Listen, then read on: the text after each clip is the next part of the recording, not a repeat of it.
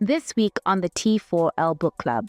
So, first question is, why did you decide to write this book? When you look at what's been happening around, especially in the last 20 months after the advent of ChatGPT, it's been almost 2 years and generative AI has been very topical. But only 8% of organizations can demonstrate that they've got implementation or transformed themselves and leveraging these technologies. So it's showing that it's easy to fail. Through your research, how did Africa fare in terms of information regarding to inform your book, as well as just in general? Like, do we have enough homegrown data to create our own models? We do have a fair amount of data. We also have data that articulates the problem statement in the context of Africa. In fact, that is a core of the book. A lot of solutions today globally are not developed with Africa's context, African data.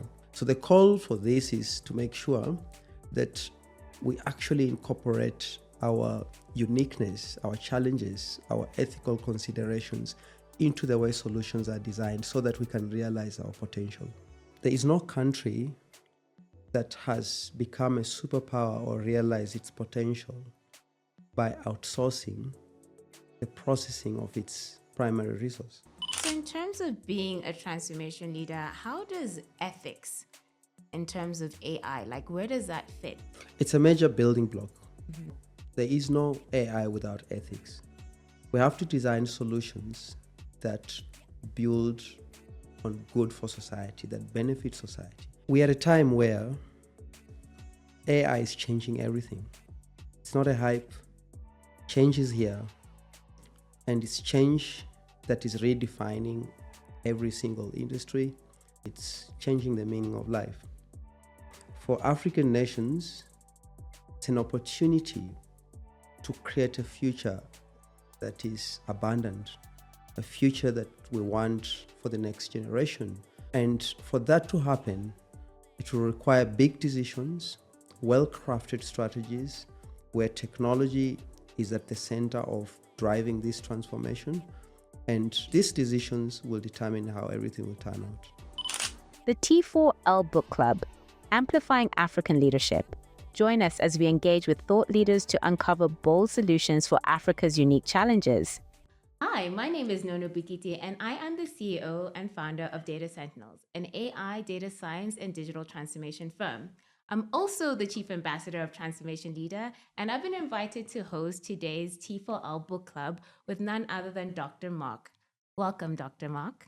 Thank you for having me, Nono. Lovely. So I'm going to quickly give the viewers at home a background of you. So Dr. Mark Nasila has been watching AI Ascent for over a decade, studying its effects on everything from agriculture and aviation to healthcare, education, entertainment, crime prevention, energy management, policy creation, finance, and everything else in between, and applying them to his role in one of South Africa's most successful financial institutions, First National Bank, a division of First Rand Group.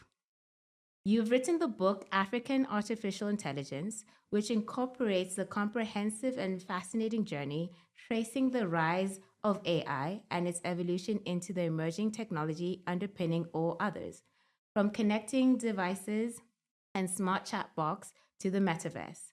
Mark combines unexpected use cases and tales of cutting edge innovation with the unique and potent argument. Harnessing AI to solve Africa's problems requires embracing it from an African perspective. So, first question is, why did you decide to write this book? So when you look at what's been happening around, especially in the last 20 months after the advent of ChatGPT, AI and generative AI being spoken a lot, these are technologies that are reimagining every single industry, transforming them, driving digitization. But most importantly, as a technology, it's being looked at as a way to navigate the current reality, a reality made up of geopolitical issues. We're seeing global interest rates which cascade across the world. Customer preferences. Customers want products customized to their needs. Technology itself is resulting to investors moving funds, not forgetting we have some of the emerging risks, cybersecurity, climate risk, as well as just evolving regulation. For organizations and leaders, they're looking to AI and data and similar technologies to navigate this reality and set themselves up for the future. Now, in relation to the book, to keep up with this reality, when you look at Africa as a continent, every time there's been a technology, whether it was during the internet or other revolutions, we've always played a catch-up role. We do not lead in grabbing our opportunities. And a part of that is due to the lack of ways to strategize. So the book is about everyday person understanding AI, what opportunities we have available, but most importantly, how to strategize, keeping in mind winning or even becoming AI driven is very difficult, as well as identifying opportunities in the context of the African continent. So AI definitely requires a lot of data, basically. I saw in your book you even had a framework that shows AI, machine learning, deep learning, generative AI, and basically those circles get smaller and smaller. With that, when you talk about the generation of data, we know that the United States has the most data generation. Through your research, how did Africa fare in terms of information regarding to inform your book, as well as just in general? Like, do we have enough homegrown data to create our own models? We do have a fair amount of data. We do have representative data. We do have data across all domains, whether it's the energy industry, the agriculture industry. We also have data that articulates the problem statement in the context of Africa. In fact, that is a core of the book because we want solutions to be designed to be relevant for the problems. And this data helps quantify the magnitude of the problem, as well as the implication of when you use AI to solve the problems, either become proactive in making decisions or even just driving digitization. Having said that, a lot of solutions today globally are not developed with Africa's context, African data. And a reason for that is because most of the solutions are developed in regions like America or China, where AI is much more advanced. So the call for this is to make sure that we actually incorporate our uniqueness, our challenges, our ethical considerations into the way solutions are designed so that we can realize our potential. So I just want to segue into education because you mentioned that we need to be able to solve our own problems, but we also understand that worldwide there's a large digital skills gap. And I could even venture to say that Africa probably has a severe lagging in that. In your book, you even mentioned some statistics from Rwanda or Uganda about how only like 22.5% of women were literate compared to 33% of men. So there's also that gender education gap, as well as just generally there's a gap of education. So how do governments then allow or equip people to be educated in artificial intelligence, especially because it may not be as easy or accessible for a layman to get there? Like, what is AI? You know, someone might just think, oh, it's a robot. Yes. Yeah. So, in fact, to add to your problem statement definition, let's not forget the brain drain because Africa is losing so much talent to develop nations. But the core here is to understand the root cause of what has caused us to have that gap or to have a very big population or proportion of the population not skilled enough to keep up with the current reality. First of all, let's look at the education systems.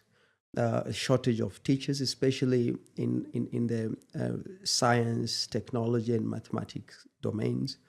And this is a reality that has been there for a long time.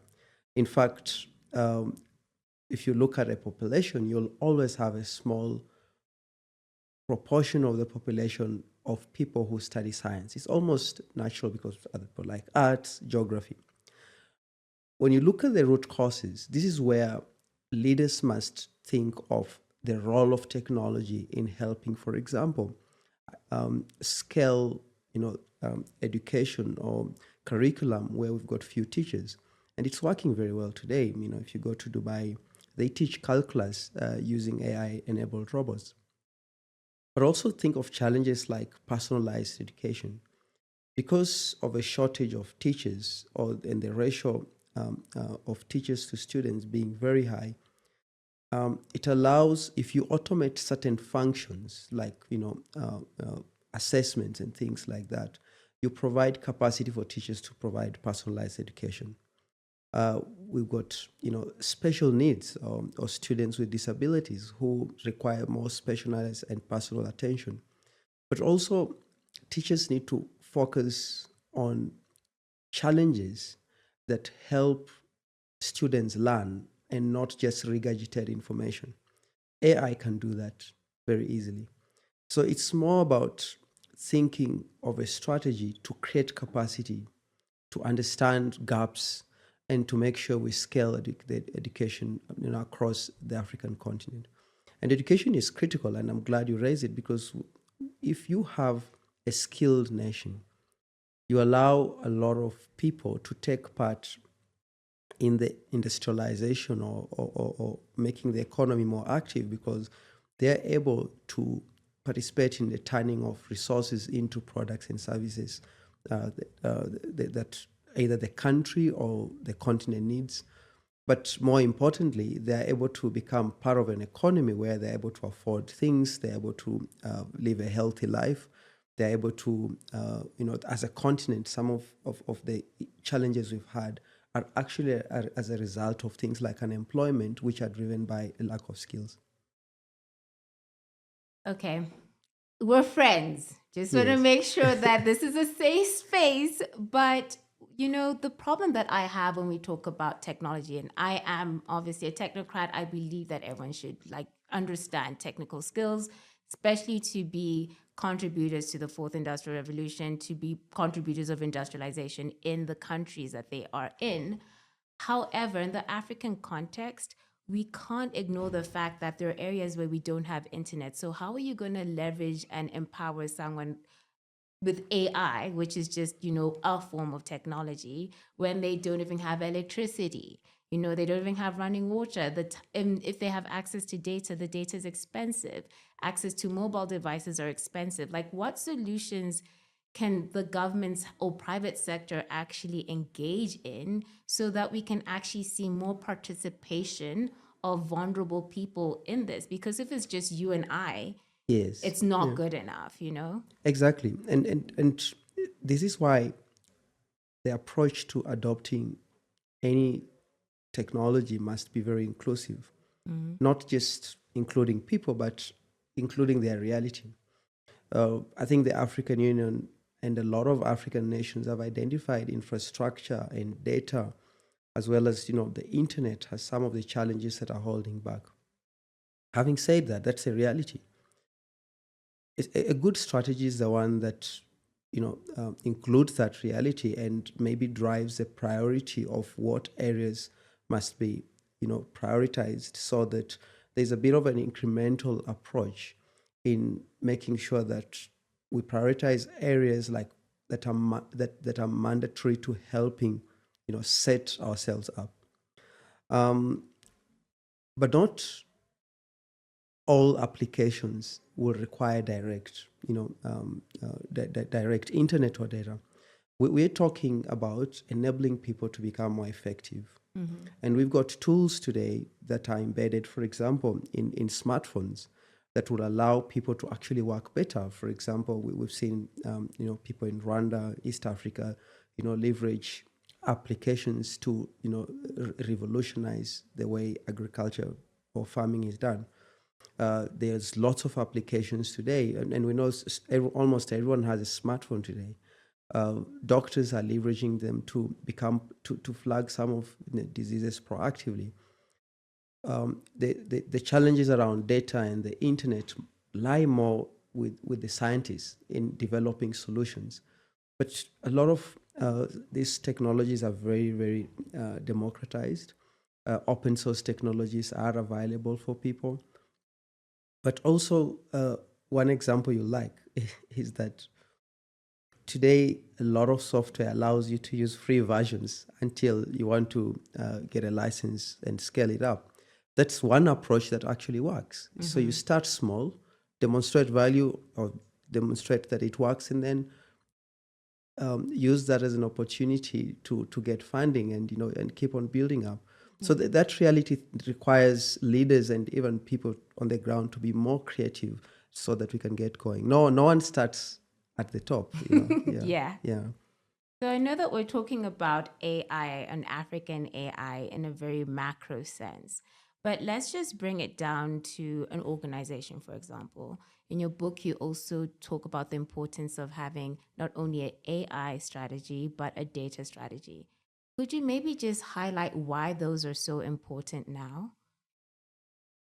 So it is important to articulate how AI is going to create value. And the strategy makes AI a value conversation because it outlines areas where an organization will focus. It drives how opportunities are identified, how opportunities are prioritized, keeping in mind a lot of organizations don't have resources to do everything. But most importantly, how value is being measured. In fact, if you ask me today, almost every organization have the same promise. The value of a strategy comes in what you measure. So all these are building blocks of what is required to making AI work. What we're seeing in the market, I just went through a study yesterday. It's been we're coming to 2 years, and generative AI has been very topical. But only 8% of organizations can demonstrate that they've got implementation or transformed themselves and leveraging these technologies. So it's showing that it's easy to fail. Also, there's an aspect of people, change management, technologies. To make sure that we get this right, it requires a very well articulated strategy. The second part of your question is around the data strategy. So data is the lifeblood of any AI system. And the data strategy basically outlines how an organization is going to manage its data that is required in powering AI systems. And there's a lot of building blocks there, from how data is sourced, how controls are put in place so that the quality of the data remains the same, to making sure that there's accountability from a responsible and ethical AI perspective. A lot of this data is very sensitive, or it represents the life of people.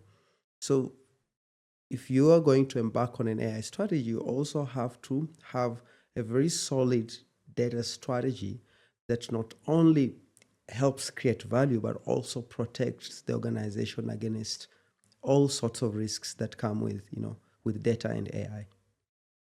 So, if I'm an organization, I now have my AI strategy, I now have my data strategy. What recommendations can you provide when I'm facing resistance? Because you touched on change management. And I think a lot of organizations kind of fail at that point. It's like, oh, we'll just implement this great thing. It's going to be great. Do it now. And then you do it, it doesn't actually realize any of the benefit or value that you thought it would. And people are actually more frustrated. They don't want to work with it. So, like, how can organizations maybe navigate that resistance? So that's a great point. And change management and people are normally overlooked because leaders have made AI strategies about technology and algorithms. But I think the picture here is that for AI to work, you need people. Because people power any other strategies, especially your frontline staff. They're the ones who will start working differently when the technology is integrated into the systems or processes. But also, most importantly, they help generate value. Organizations must be careful not to be caught in what we call the productivity trap, where you think that by automating a process, then you're creating value. It doesn't work like that. Value from automating a process using AI comes when you're now unlocking human intelligence that has been freed up after you've automated a process. So a strategy is more around humans and machines working together. So organizations from the onset have to drive inclusive strategies together with everyone, make sure there's clear understanding of what we're trying to achieve with AI, make sure that there is buy-in in the strategies, whether it's on use cases or opportunities that are being prioritized, but also upskilling people and preparing them for the new roles once AI is in place and driving that change. Mm-hmm. If you do not prepare people, you're not going to get value from AI. And also redefine ways of working. A lot of organizations today have a conveyor belt type of working environment, 8 to 5.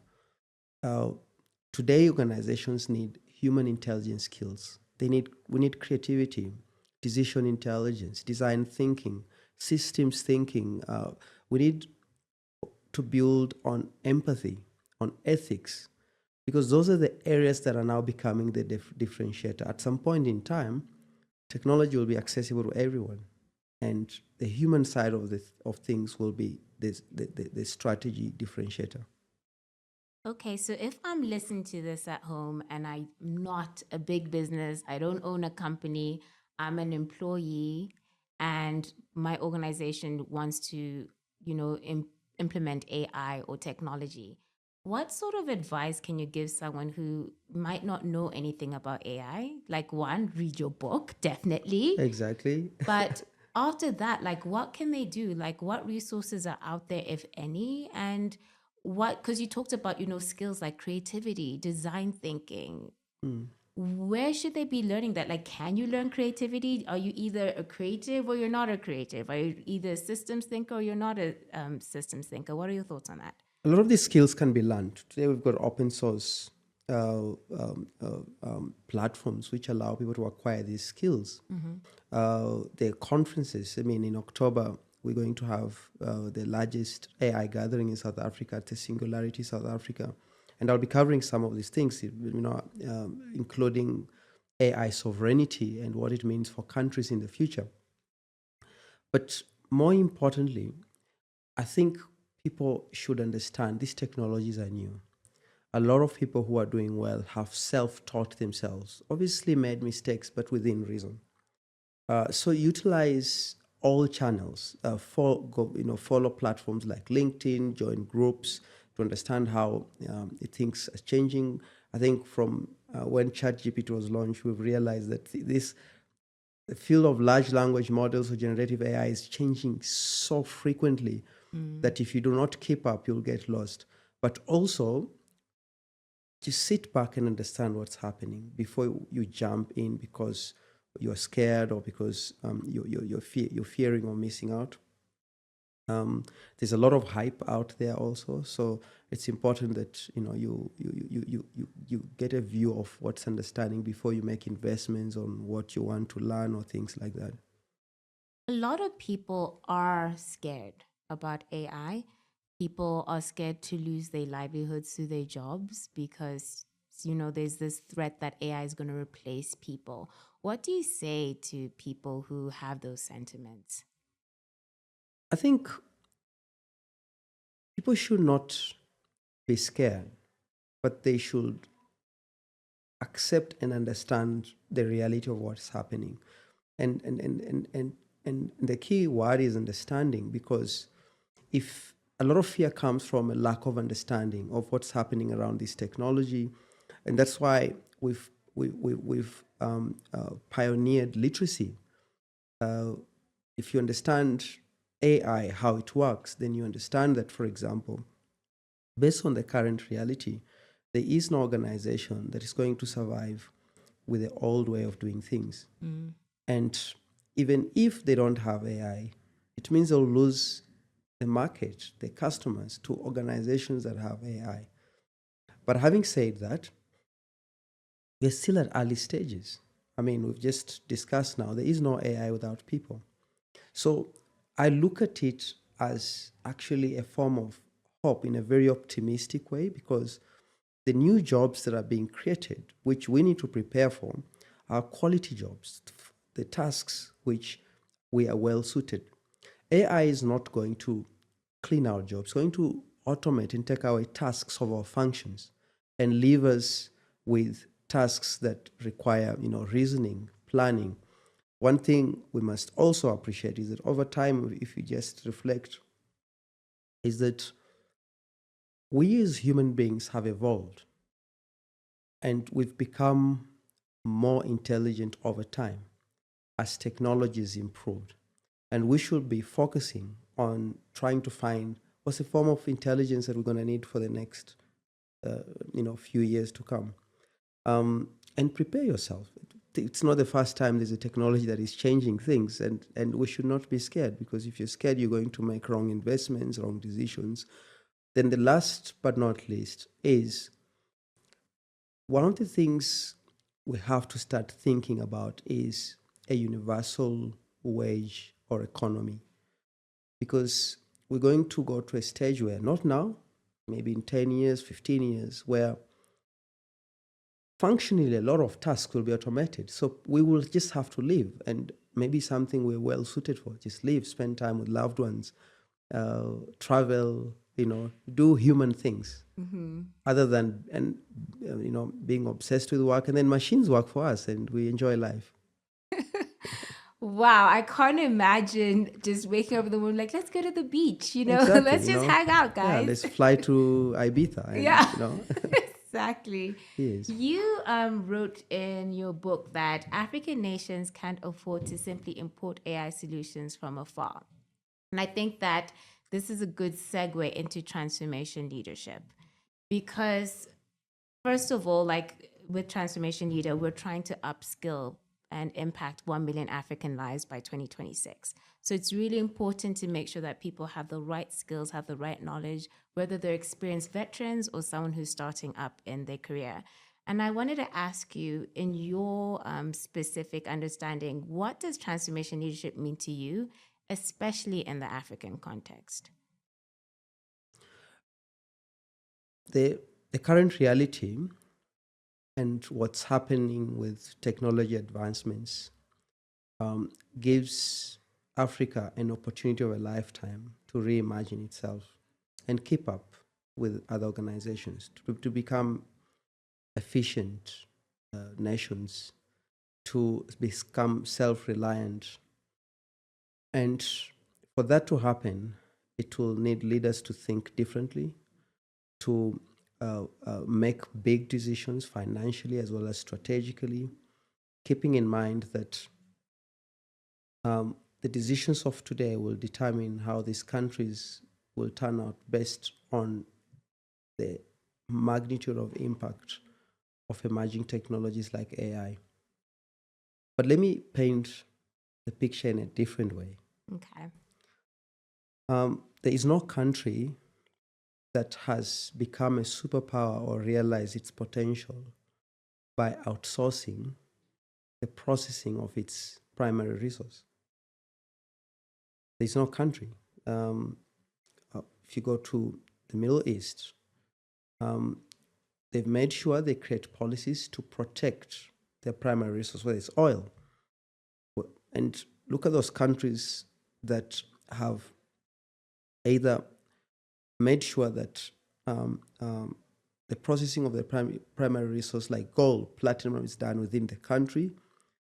And this is a dilemma we face, is that for a long time, we've been exporting our primary resource rather than creating policies to protect it. And I'm not saying we should not partner. I'm big on collaboration and partnership, but it should be done in the context that data as the primary resource we're talking about is processed locally. And it's processed locally so that we can create factories, AI factories, that will result to products and services that are consumed by people internationally or even within the countries. that is the dilemma leaders face. It's not just about, okay, let's adopt technology.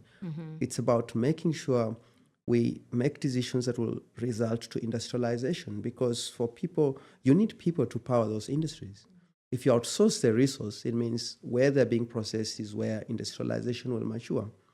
And this is actually the definition of sovereignty, protecting, putting policies together to protect, and have control of your resources within a country. So, for a layman, what does that actually mean?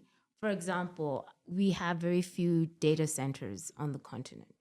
So, does that mean that we go to Amazon and say, hey, build more data centers? Or does that mean we create our own data centers? Like, what does that actually look like?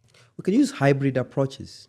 For those that have enough funds, they can, create their own data centers.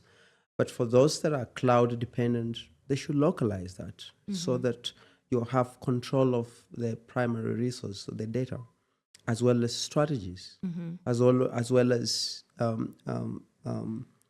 any economic activity you could realize in an ecosystem of data, whether it's locally or internationally.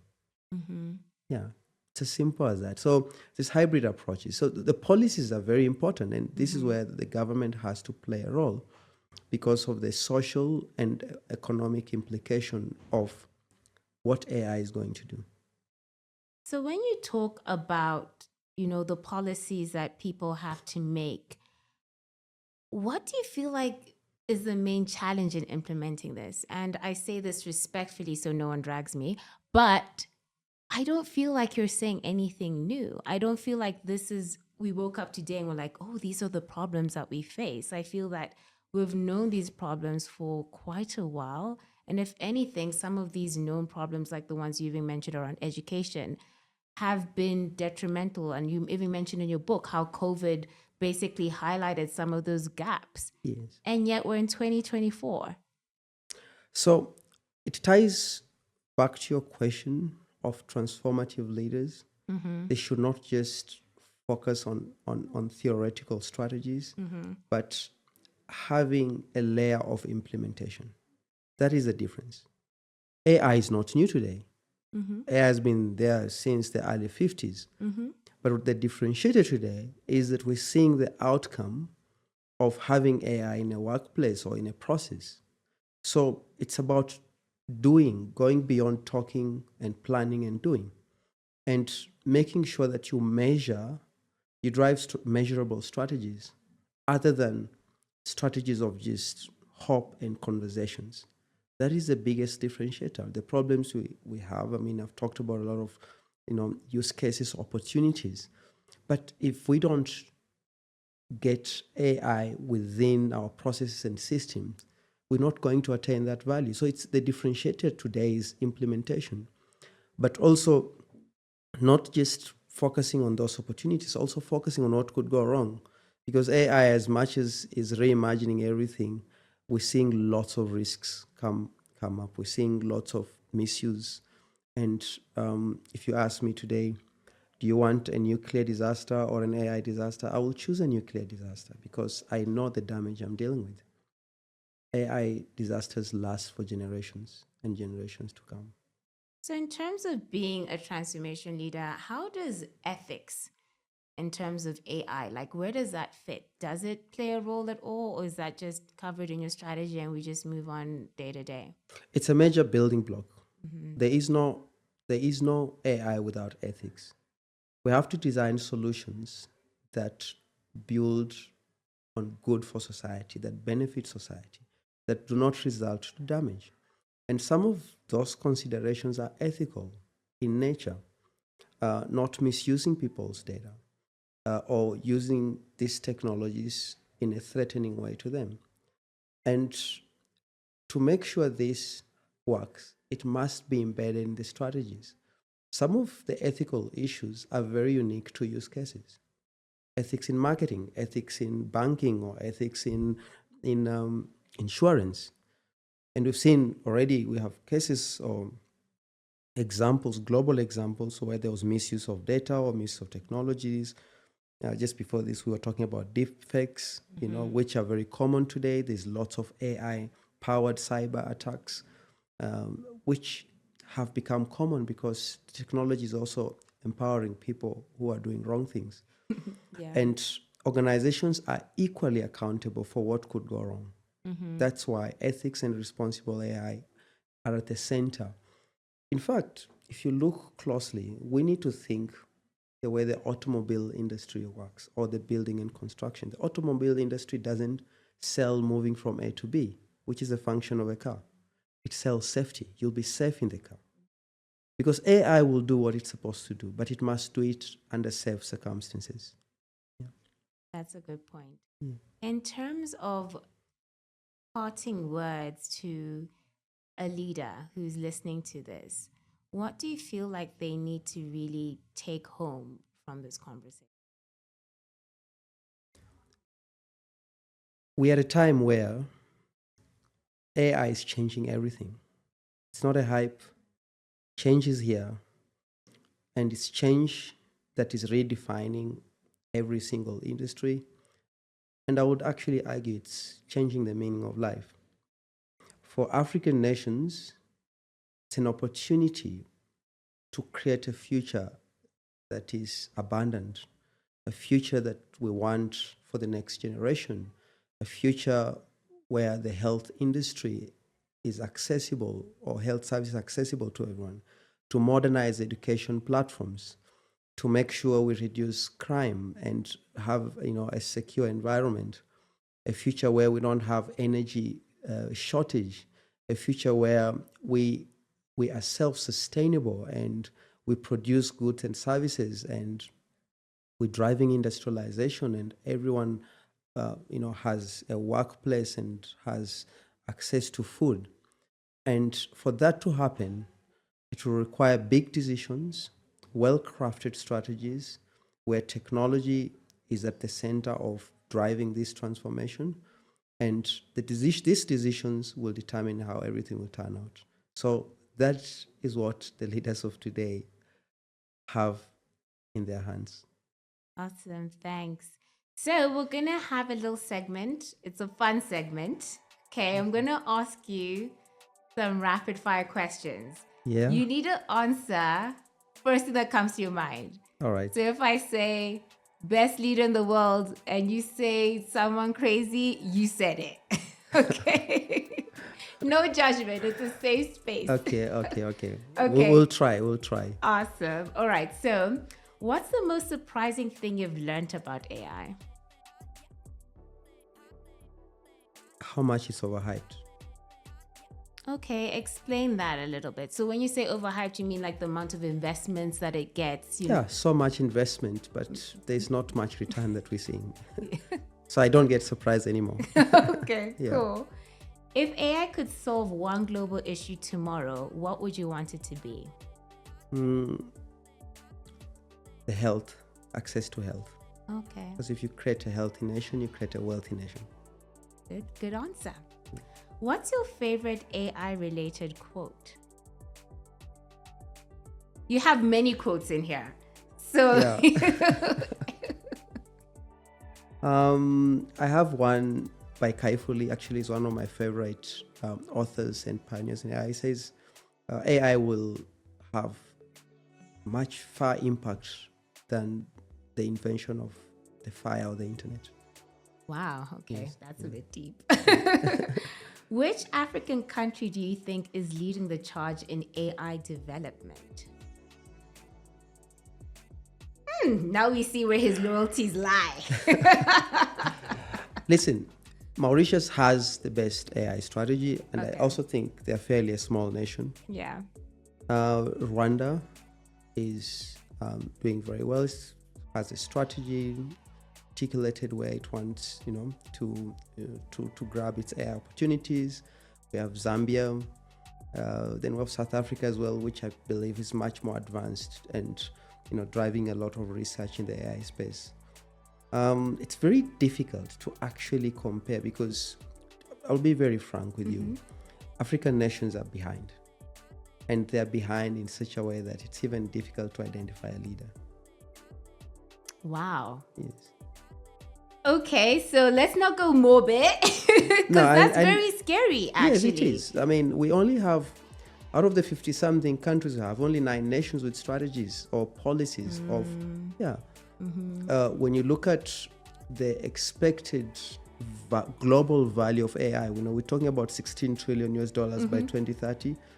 Africa is projected to only grab 1.2 trillion. Wow, that's very little. Very little. And so we can't say, okay, which one is better than the other, Do you think that our leaders are taking this as seriously as it is? And the reason I ask that is because sometimes when I look at things like education policies and enabling your economy to actually participate, your people to participate, sometimes it feels intentional because I'm just like, what's actually hard? Like, I don't understand. What's the actual issue? Because some of these solutions don't even require that much money. Yes, and I think it's more, African leaders get their decisions right. They just get it too late. Okay. I mean, look at where America, China is. The Europe quickly published the European Union Act. Where are we? We only have 9 nations with strategies, and some of them are not fully fledged strategies. They're just policies. Yikes. Okay. Well, Dr. Mark for president, guys. If you could collaborate with a historic figure on an AI project, who would it be and why? So a historic leader, Yeah. I would want to work with Steve Jobs. Okay. He's a great mind, creative. I watched a clip the other day where he actually predicted ChatGPT in the 80s. Where he said we would like a tool which will be a knowledge base where you can approach that tool when you want to understand what's happening. So, those types of leaders are very few, and they envisage a future in a way which a lot of people don't understand, and they actually create these futures. So a lot of things we're seeing today in advancements are as a result of great minds. Fair point. Yes. What's one AI myth that you'd love to bust right now? AI is biased. Okay, explain. You see, AI is created and designed by people. The whole process of AI development is a series of human decisions. And what happens is that we basically, through that whole process, our weaknesses are transferred to technology, whether it's wrong strategies, whether it's, not following process and, making sure that data is clean, or choosing wrong algorithms, or wrong understanding of the problem because you solve problems the way you understand them, or just wrong implementation. Then we end up with outcomes that are not expected. And it's a result of people. So people are biased. And if you solve for human issues, then you end up with very good systems. So AI is not biased. It's people that are biased. And if you solve the people part of things, you end up with unbiased systems. That's a very good point. AI, friend or foe? Friend. What's the coolest AI project you've ever worked on? The coolest. Coolest, yeah. Listen, my first AI project in 2019, which has helped actually reimagine the due diligence process. I think I say it cool because it's not just helped, set the bank up in terms of, creating value, but it's also almost helped us, including my team, to almost mature and progress with, implementing other AI projects. It was a stepping stone, a project we used to learn, on how to make sure AI works, because people think it's just about algorithms. We used it to learn that you need to work with people, drive change, and all sorts of building blocks. And today we actually, do risk assessment on over 180,000 profiles. And if you want to know, a profile to do an assessment can even take days. These AI systems that do that in less than 10 minutes. Yeah, so That's really it's cool. it's good to build something that you see its outcome and its impact and change. Yeah. What is one thing you do to unwind after a long day of working with AI? I love going to the gym. Okay. Yeah, it's just nice to go and steam off and relax. Also to build on your physical side of things, because you need to be physically okay to be able to think and reason. But also I like hanging out with friends, going out, and once in a while travel a bit. Okay. To Ibiza. Most probably. Last rapid fire question. If you could give one piece of advice to young Africans interested in AI, what would that be? I would say start small and be optimistic. Okay. Yeah, because AI is not easy, but once you get it done, you'll feel very accomplished. Thank you for that. Yes. Could you tell us where we can get this book? Yes, so African Artificial Intelligence, you can get it at any exclusive books. You can get it online on Amazon. You can get it on Take-A-Lot, as well as there's an ebook version on Google, as well as Amazon as well. But if you Google the book, you'll be able to see other distributors who we're trying to make sure that the book is available globally. Awesome. Thank you. Thank you so much for your time. Thank you so I had much. a blast. Enjoy this conversation. Awesome. Having a conversation about AI on a Friday afternoon is awesome. Bye, guys. This podcast is brought to you by Transformation Leader. You can follow us at www.t4leader.com.